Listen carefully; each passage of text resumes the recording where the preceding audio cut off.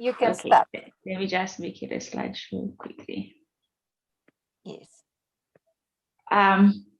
Good afternoon, everyone. My name is Busani. So I will be presenting on notifiable medical conditions and disease surveillance. I prepared that presentation with Junaid and Trishan. So notifiable medical conditions are diseases that are of public health importance because they pose significant public health risks that can result in outbreaks or epidemics with high case fatality rates.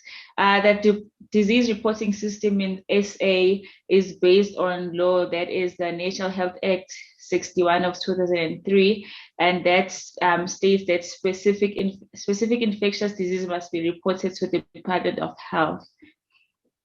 In terms of who's responsible, so all healthcare workers, both in the private and public sector who diagnose patients, are responsible for reporting the cases. It is a legal requirement, and failure to do so is regarded as an offense. The purpose of a notification is disease control and as well as to monitor disease distribution and trends that can identify populations at risk. The notifiable medical conditions in South Africa are divided into 4 categories, and the category basically determines how soon one must report each condition to the health authorities.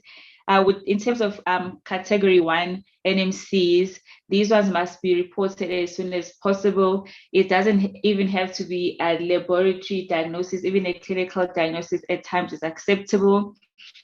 And the common ones, I suppose, would be measles and malaria that we may see in our health settings. With category 2 NMCs, these ones must be reported within 7 days of the clinical or laboratory diagnosis. The commonest one that we see being TB and maybe congenital syphilis and maternal deaths. Category 3 must be reported weekly by all public and private laboratories. These can include Shigella, Salmonella, and Rubella. And then category 4 NMCs must be reported on a monthly basis by the health care professionals. The ones we usually see, we've seen Acinetobacter baumannii, C. diff, and Pseudomonas in our health settings. And then in terms of disease surveillance, so the notification system falls within an umbrella term in public health that we refer to as disease surveillance, which is our ongoing systematic collection and analysis of information regarding the where, when, and to whom a disease occurs. It includes that dissemination of this information to any person that may find the information useful for the purposes of prevention of further occurrence and treatment. It is essential for the planning, implementation, and evaluation of public health programs. So there's 2 main types of surveillance, being passive and active surveillance. With passive surveillance, it's basically the routine reporting of disease data by all health facilities, either on a monthly or on a weekly basis using a standard form. This is a simple and inexpensive way of disease surveillance, although there are limitations in terms of the timeliness of the reporting and that it may be incomplete. In our settings, mostly the TB and C. diff infections would be reported in this case. And then in terms of active surveillance, that one it encompasses ongoing research for suspected cases of targeted conditions under surveillance. And this is used when a condition is targeted for control, elimination, and eradication, where every single case must be detected. It's useful for detection and investigation of outbreaks, improved timeliness, and enables rapid investigation, although it is labor extensive and quite expensive. So an example currently would be that daily COVID-19 statistics that have to be updated on a daily basis. And then just in terms of the summary of the surveillance system. It includes the making of the diagnosis. When the diagnosis is made, then the healthcare professional is responsible for doing the notification to health authorities, who will then come up with ways in which we can control and prevent further dissemination of the disease. In the current setting would be then how the government would have decided on the lockdown and how they would have decided that it was time to acquire the vaccine. And then all of this would then be fed back to all relevant stakeholders, including community members. So in terms of the notification, like I mentioned earlier, the different categories have a specific time point by when they must be notified. The category 1 must be done within 24 hours. The category 2 must be within 7 days of receipt of the laboratory diagnosis. And then category 3 and 4 must be reported on a weekly or monthly report. In terms of notification, there's an electronic version and a paper-based version, although the lab also does their own reporting. So in terms of the paper-based notification, so there's a form that comes in a triplicate set where there's a top white form. That one is, the top copy is sent to that one is sent to the department. And then the middle copy must be attached to the referral letter if the patient is being referred, and if not, then it must be kept in the patient file. And then the bottom copy is just kept in the notification booklet, and a booklet, when it is complete, is sent to the National Institute for Communicable Diseases for archiving.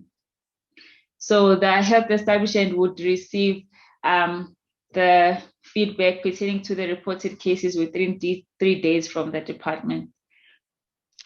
Just to reiterate that it is the category 1 notifiable medical conditions that need to be reported as soon as possible. You don't have to wait for a laboratory diagnosis. Just from a clinical diagnosis, you can do the notification for the category 1 notifiable medical conditions.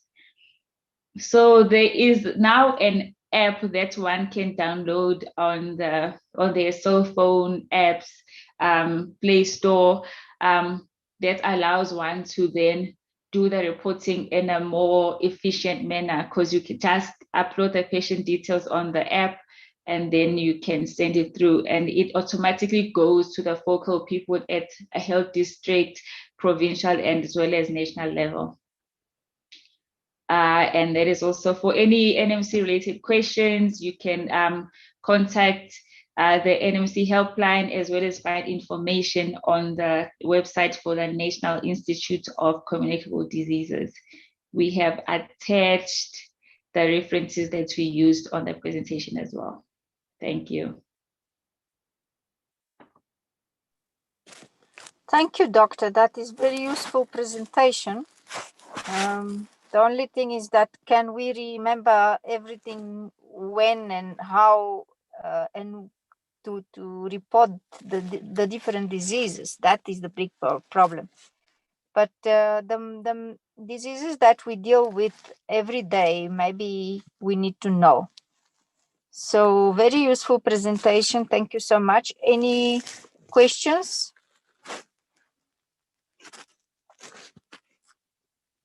Any questions?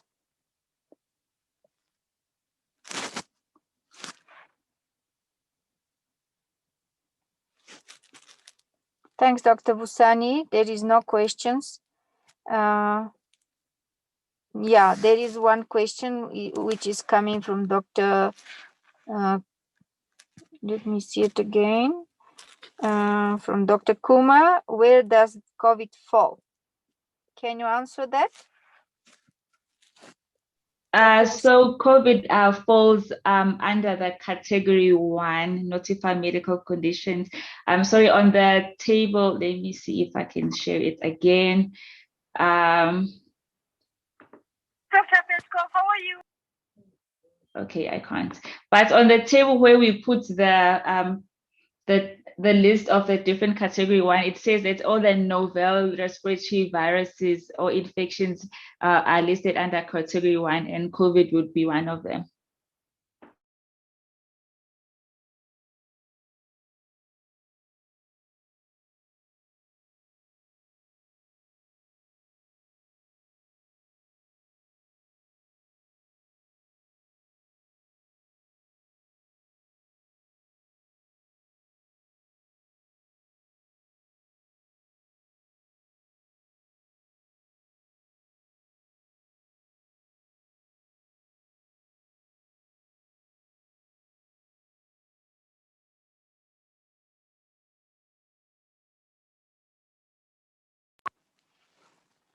All right.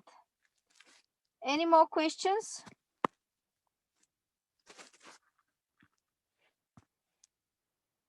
Okay.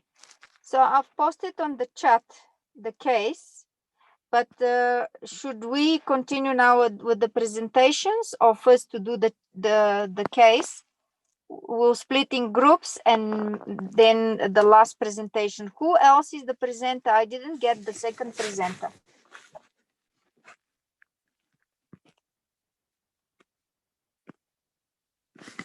Who else is presenting today?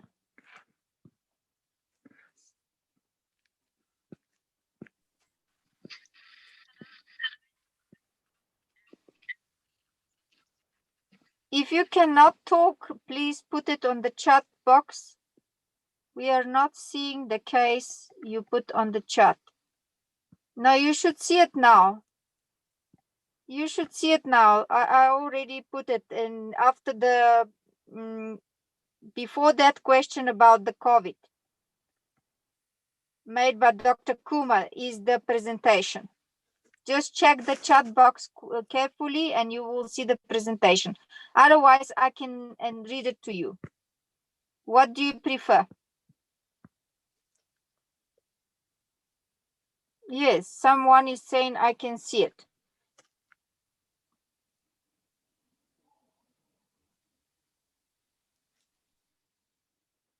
Okay, somebody put it again.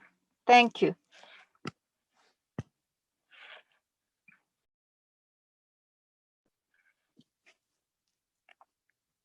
Can we split now in groups so we can just have a discussion about that case, and then we'll come back for the last presentation, but I still don't know who else is presenting. Okay, there is someone that is now. Good day. Okay, yes, CCF and hypertension today. Okay, let's do quickly the case. We'll split in the groups, and then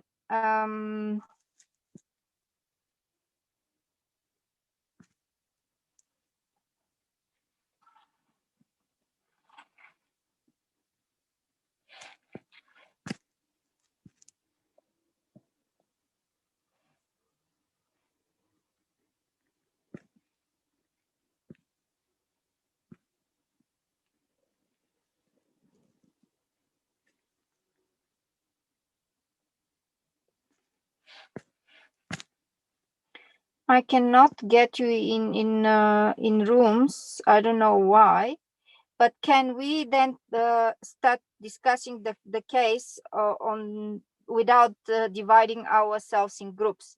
Can we do that? Can we start the discussion? And now the time is 14:30. Up to 3 o'clock, we're gonna discuss the case, and then from 3 o'clock, we're gonna have the presentation, the other presentation. Can we do that?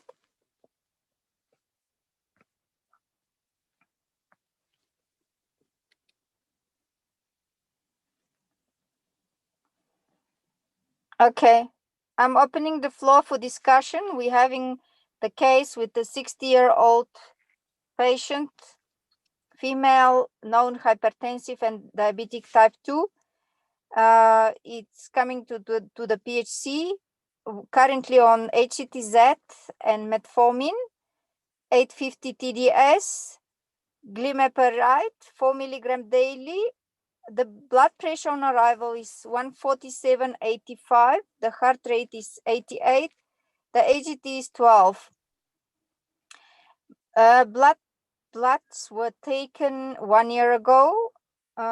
What other questions would you ask the patient at that visit? What routine monitoring and investigations would you do for that current visit? And the patient told you that she didn't take the medication for 2 days, and because she ran out of the medication, and is insisting that the compliance and lifestyle insists for compliance and lifestyle modification. You decided to do relevant investigation and tell her to come back in 1 month for results. On the return, the blood pressure is 140/82, heart rate is 90, AGT is 14, HbA1c is 10%, urea and creatinine are normal. You decide to initiate her on insulin therapy. What advice around insulin therapy would you give to the patient? What patient education you need to give? And 2 days later, you're working in casualty and someone runs into the casualty pushing an unconscious patient. What would you do about that patient? So let's discuss the case. I don't want to invite you many times. Just let's do it because I cannot put you in groups now. Let's go to the first question. What questions would you ask the patient on this current visit when the patient presented to you with this medication and the blood pressure? I gave it to you, the heart rate and the AGT was 12. So what questions would you ask the patient at that first visit? Okay, let's chat about that. You all can hear me. I don't want to point people, but if you keep quiet, I have no other choice but just to point from the participants to take part of that conversation. Okay. So unmute yourselves. Don't be shy.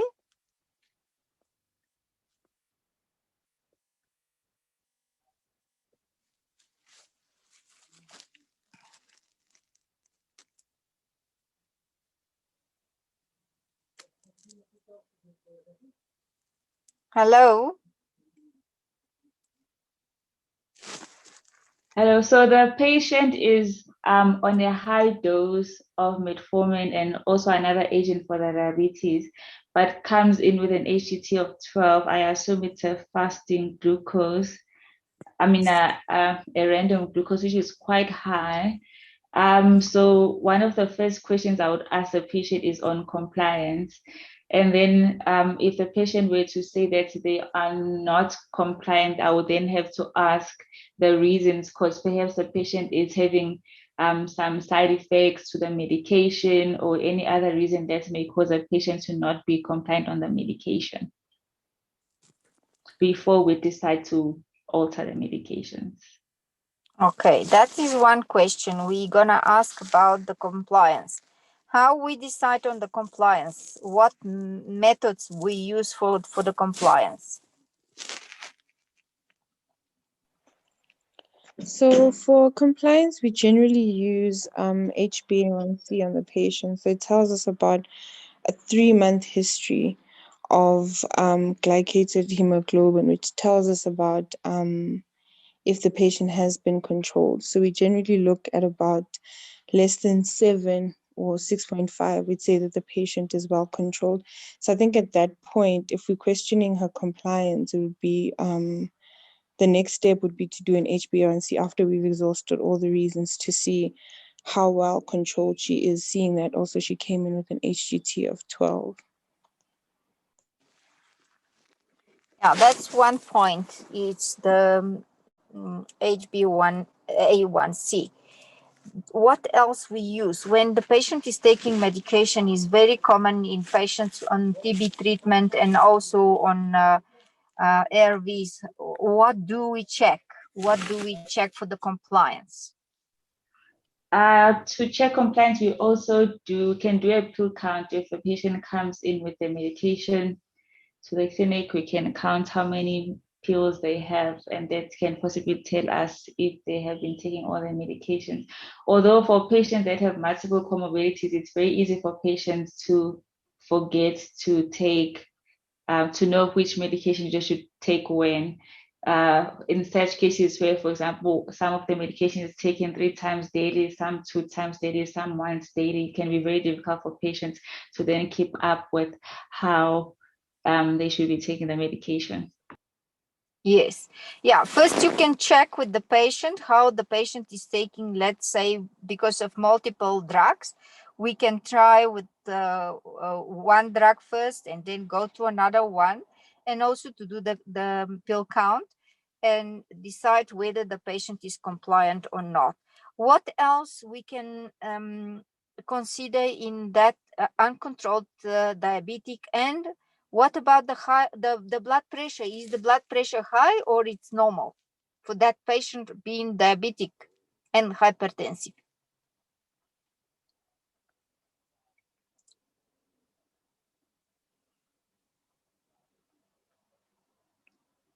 Is this patient well controlled according to the guidelines for hypertension and comorbidities? So no, the patient is not well controlled. For patients with diabetes and hypertension, we're aiming for blood pressures below 140 over 80. Over 90. Because we know that diabetes. Yeah. Yeah, Don't because we forget know. this. Yes, continue. Sorry, because we know that hypertension and diabetes both cause issues, renal issues and cardiovascular disease. So we need to optimize both in order to protect and prevent target organ damage. Yes. I'm going to correct you here and say that for diabetic patients, the guidelines is saying below 130 over 80. So this 140 over 90 is for just general patients without other comorbidity like diabetes. So we are far away from that controlled blood pressure for that patient. The HGD is also high. And yeah, so her bloods was taken 1 year ago. How often do we do bloods for patients? So HbA1c should be taken 3 monthly in patients who are poorly controlled. But if they are well controlled, you can take it 6 monthly or annually if they are stable and well controlled. But in this patient, we should be avoiding treatment inertia and be taking HbA1c regularly and up titrating medication where necessary. So we don't have that luxury in our clinics, and we cannot do that. Normally, we do the bloods for our patients, all the bloods which are required according to the guidelines. We do it annually on the birthday of the patient. Okay, I'm talking about the bloods. I'm not talking about the urine dipstick, blood pressure, and AGT. I'm not talking about that. I'm talking about bloods which need to be done for the patient with diabetes and hypertension. So just to exhaust that first question, what else we should ask that patient for that visit? What else? We ask about the compliance. We ask about the way the patient is taking medication. What else is very important? Why this patient is not controlled? We need to discuss her lifestyle choices as well. I mean, if we giving her medications and she still has a terrible diet, or if she isn't exercising at all, if her BMI is increasing when she's supposed to be on a diabetic diet. We need to do lifestyle modifications as well as her medical changes. Yeah. Yes. Yeah, I agree with you. So we need to explore the dietary requirements for diabetic patient and also hypertensive patient on treatment. We need to explore also very important is if this patient is still working, although she's 60-year-old, she might still be working, and we need to know what kind of job she's doing, and maybe she's doing the shift works and maybe she cannot take her medication properly. Does she do night shifts? And if she does, in the morning when she goes home and falls asleep, she might not take the medication during the day. So that is very relevant and appropriate questions you need to ask the patient. What kind of job the patient is doing. Also, you can explore the psychosocial issues. Maybe the patient is living in an overcrowded house where maybe someone displaces her medication, or maybe he puts it in a place that she keeps on forgetting. So all these relevant questions need to be asked at the visit of the patient. Okay. Is it clear for the first question, and can we continue further? Is it clear? Any more questions, or maybe something that you can add to our comments?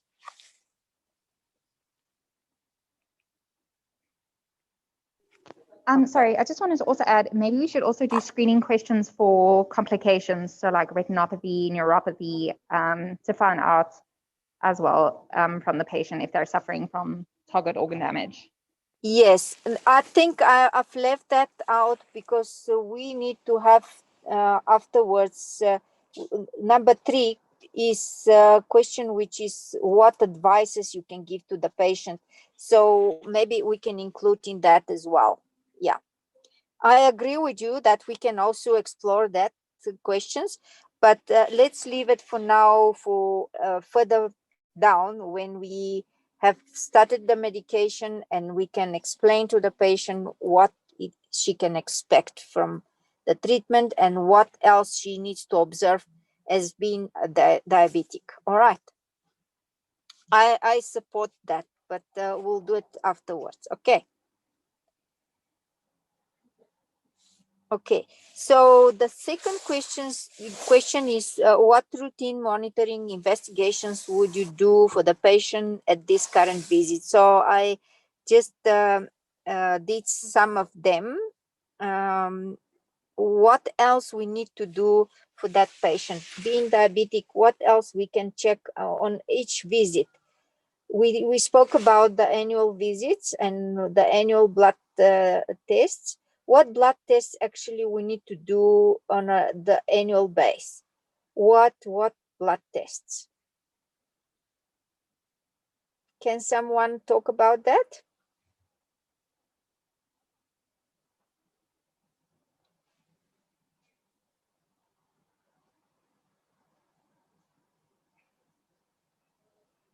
We already saw that the doctor performed HbA1c for the patient, urine and creatinine. What else? This patient is not only diabetic, is also a hypertensive patient. What other tests we need to do annually? Should we do the cholesterol, the total cholesterol? Should we do that?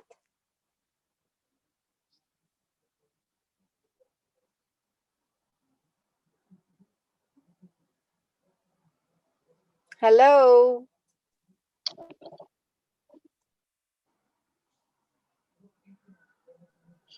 Hello. Yes, talk, doctor. Yes. So yeah, we should do a total cholesterol every year. Yes. What else for the current visit? What else we need to do? Did we already say a GFR for the patient? Yes, I think urea and creatinine, but we need to do EGFR as well. It's very important, yes, to assess the kidney function. What else we need to do apart from the blood tests? So every visit, what else we need to do? Urine dipstick, what we checking in the urine dipstick? So you can check for proteins in the urine. Yes. What else? You could also just check if the patient maybe has any leukocytes or nitrites, because that could also alter their glycemic control. I agree. Yes, that's right. Any infection can disturb the AGT levels and can be a source of uncontrolled diabetes. Any source of infection can be a source of AGT uncontrolled. Yes, I agree with you. Okay. What value has ketones and sugar in the urine? Does it have any value for us? Yes, it does have value. Just If there stated is, what? oh, sorry. So if there is glucose in the urine, then the patient, well, if you compare it also with a high finger prick glucose, then the patient still is uncontrolled. So they're having a hypoglycemic episode. And if they have ketones in the urine, then it's possible that they're also experiencing DKA, which you'd also assess with symptoms as well.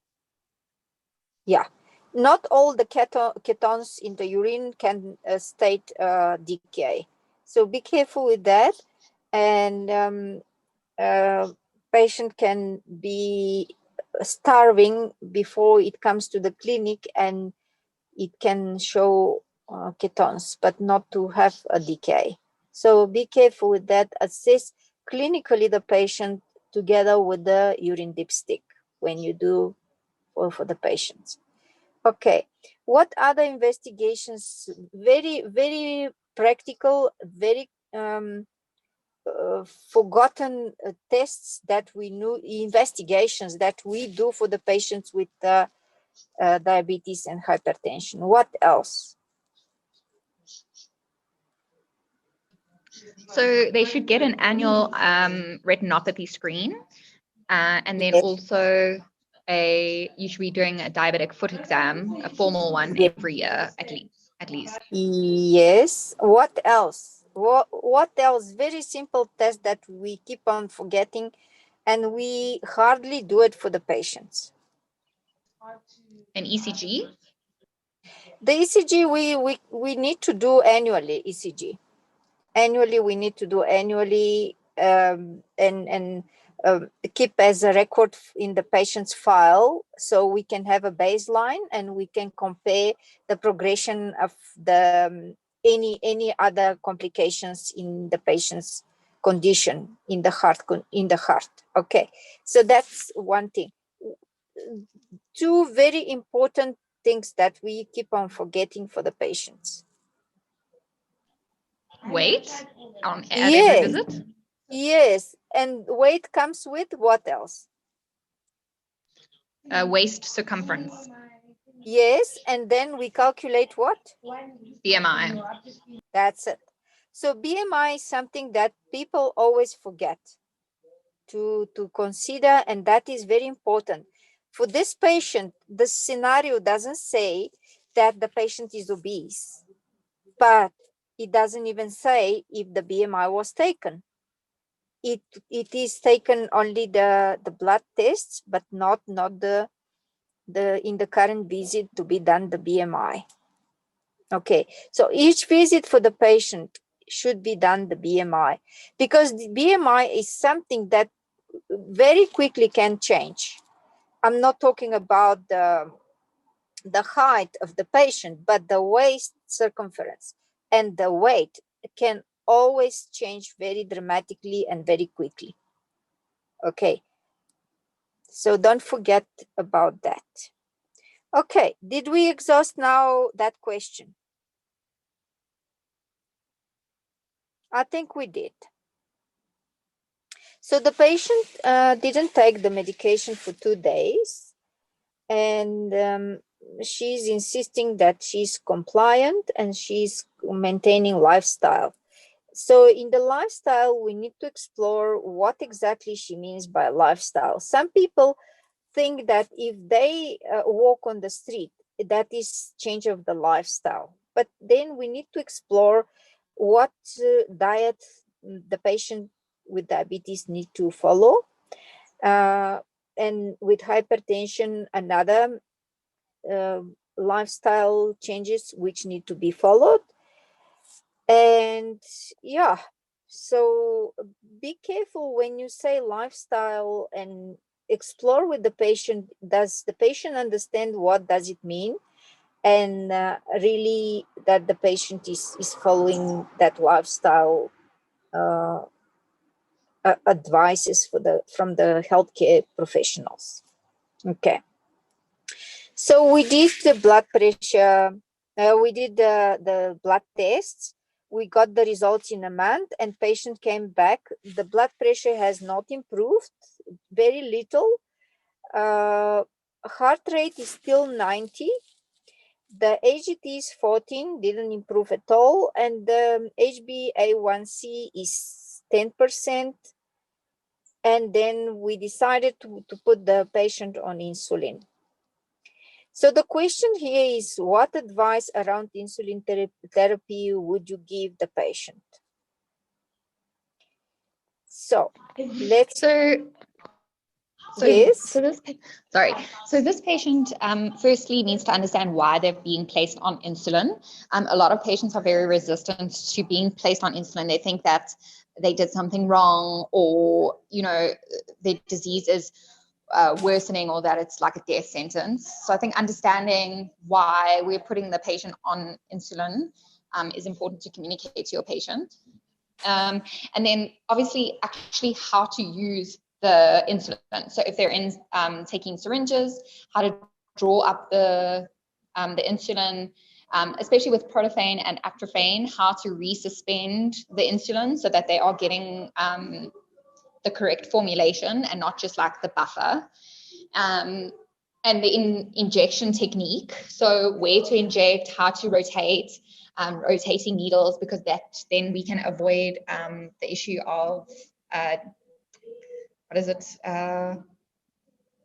dyslipidemia, where you have fat accumulation and scar tissue.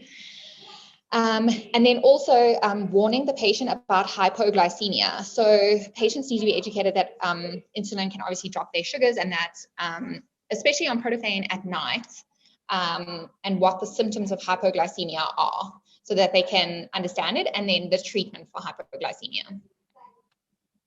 Yes, that's right. So we need to explore not only the hypoglycemia, but hyper as well, and advising the patient that with the time that the patient is using the insulin, it will start learning how to correct the doses of insulin according to the AGT check. So we need to advise them on how many times per day they need to feed themselves. Between the big meals, they can take snacks, but that needs also to be very well established in the patient's routine of doing that. Okay, so we need to advise them also on needles, that in government we cannot provide them with so many needles. They can reuse the needles maybe 3 to 4 times per application, and then afterwards they change them. So they cannot have, for each application of the insulin, they cannot have needles. If the patients are using the pen, also applies with the same thing. If we need to teach the patient how to do the injections, what exactly we gonna explain to them? Let's say the patient is using a pen. That needle is very short. What would you say to the patient? How do they inject themselves? So you would tell the patient, you would explain how to do a skin pinch, like a skin pinch, and then to be injecting at 90 degrees. Because of the needle is short, it's a much lower risk of giving intramuscular injections.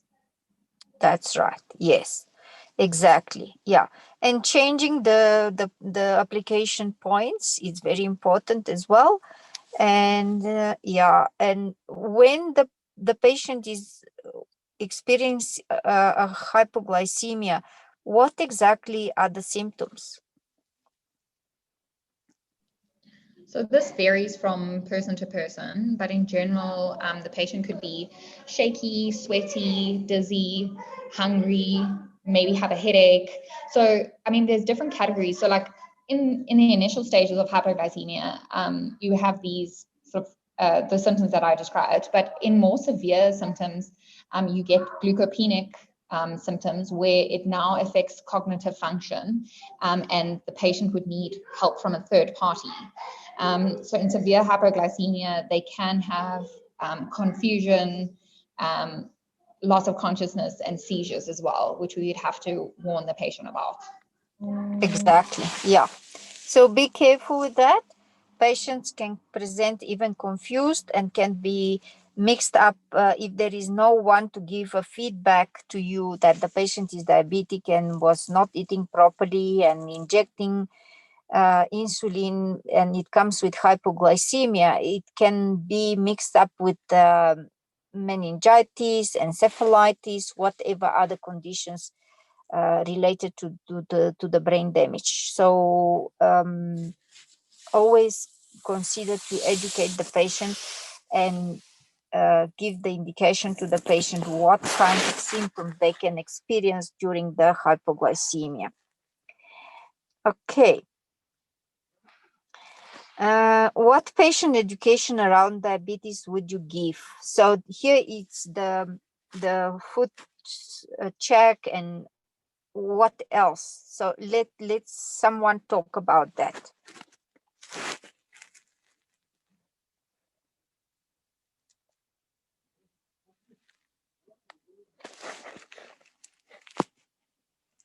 Come on, we've got few more minutes to finish, and yeah, let's discuss that. I don't want to point out to people. Just say it. You know very well. You have to just say it now. Come on.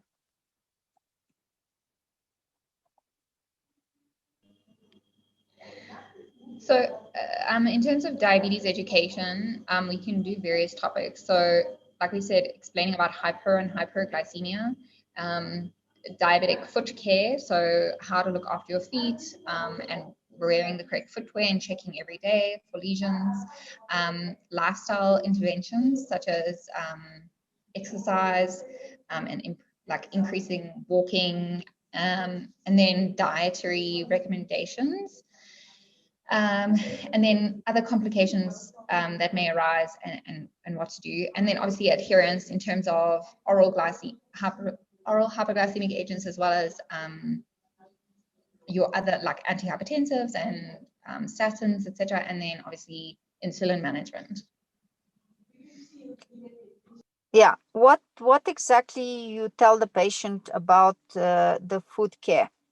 What exactly you tell the patient?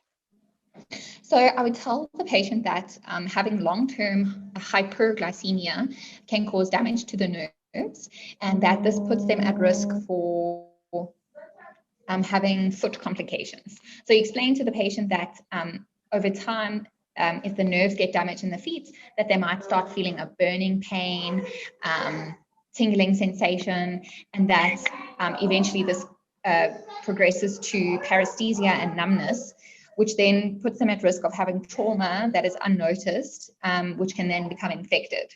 So you explain to the patient why it's important to check their feet every day, and that the fact that having diabetes puts them more at risk at like skin infections such as fungus infections and cellulitis, and to watch out for signs like that. And then in terms of actually caring for their feet is to wash their feet daily and dry between the toes properly, and to make sure that the heels are moisturized. Never to use like corn scrapers or what do you call it? Those like peelers that would damage their feet. And then to also cut their toenails straight so that they avoid ingrown toenails, which can become quickly septic. And then if they have a problem of actually reaching their feet, like in old people and stuff, is to get a spouse or family member to check their feet for them every day. Yeah, why we having the patients the cutting of the nails is so important? Why?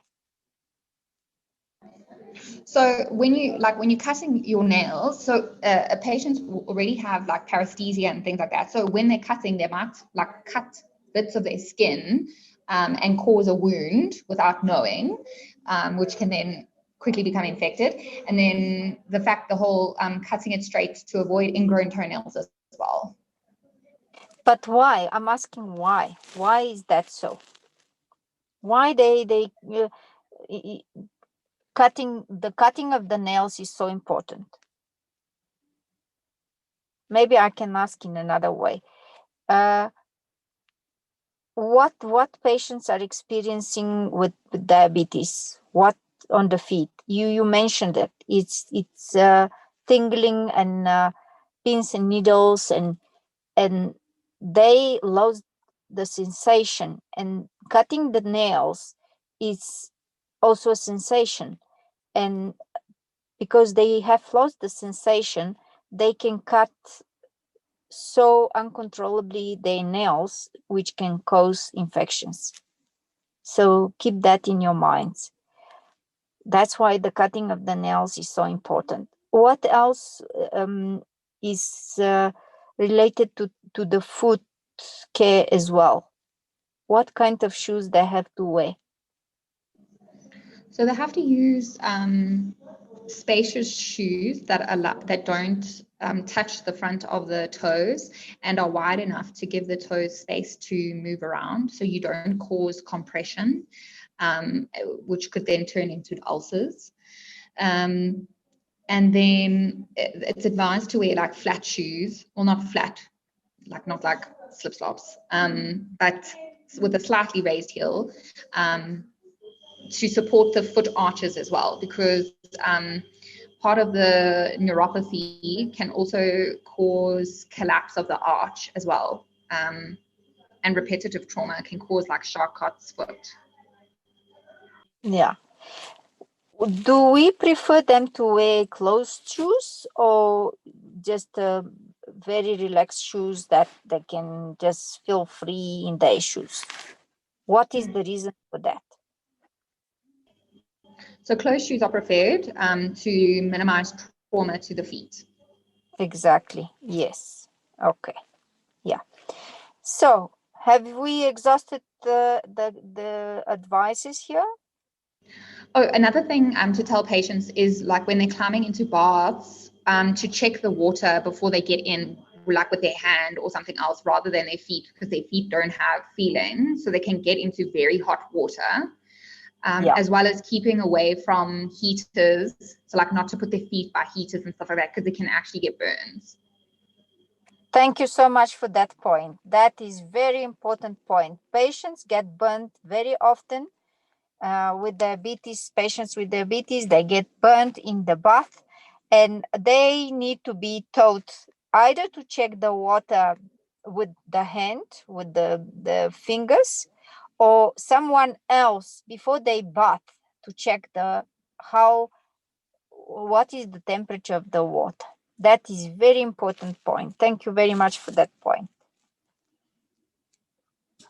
Okay.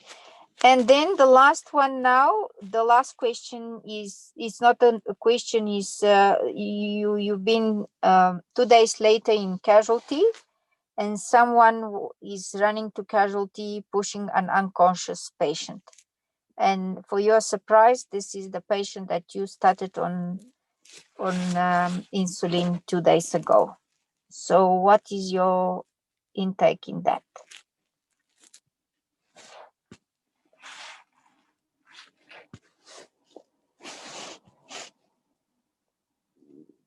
I want another participants also. I'm not just, I don't want that to become a discussion between me and just 2-3 of the colleagues here. I don't mind people talking now. Yes. What is your take on that? The patient came 2 days later in casualty with being unconscious.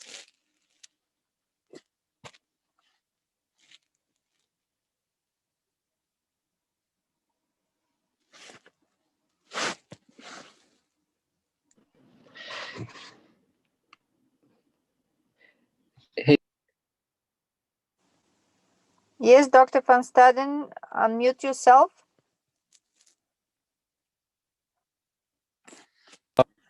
can you hear me? Sorry, then my Yes, microphone was muted.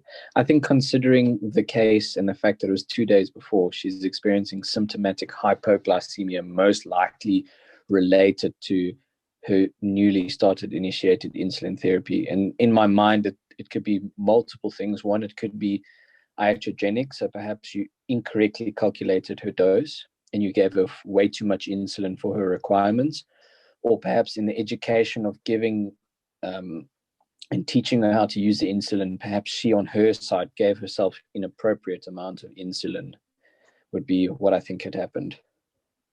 yes. What else? What else can be the case there? Also, it's iatrogenic. We didn't inform the patient how to eat and how long before the eating can inject the insulin to start working.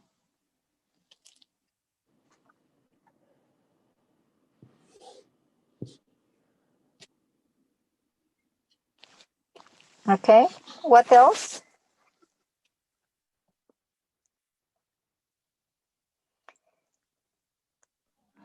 She may have given an intramuscular injection. So, like if she was using the syringes and she maybe used an inappropriate place to inject, she could have given insulin intramuscularly, which would have meant it would have been absorbed much more quickly, and then could have caused hypoglycemia.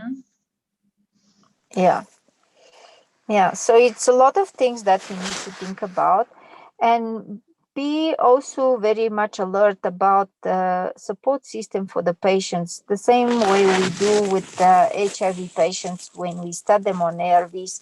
The support system for that type of patients who you put on insulin treatment is very important to analyze the support system at home. And sometimes if it's a man, maybe the man will rely on the wife or assist at home some female to do the injections for that patient.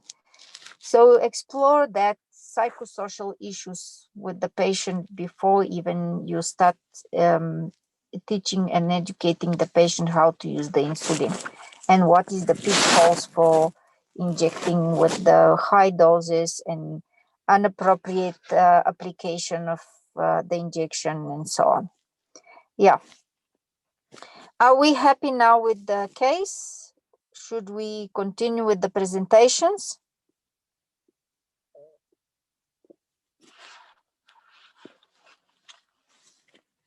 Hello? Yep, that sounds good. Michelle, do you have anything to say? Michelle, did we exhaust everything? Maggie, sorry, I am here. I had 1 or 2 calls come through. You guys are doing a brilliant job. You're doing a brilliant job, Maggie. Sorry. I'm I am sorry. here. Have to do it without splitting the group in rooms, but apparently my device cannot do it, only on the desktop, and I'm not on the desktop now, and I think it's fine. They Yes. can just carry on, yeah. Okay, so thanks, Michelle. Who is the next presenter now? Let's see.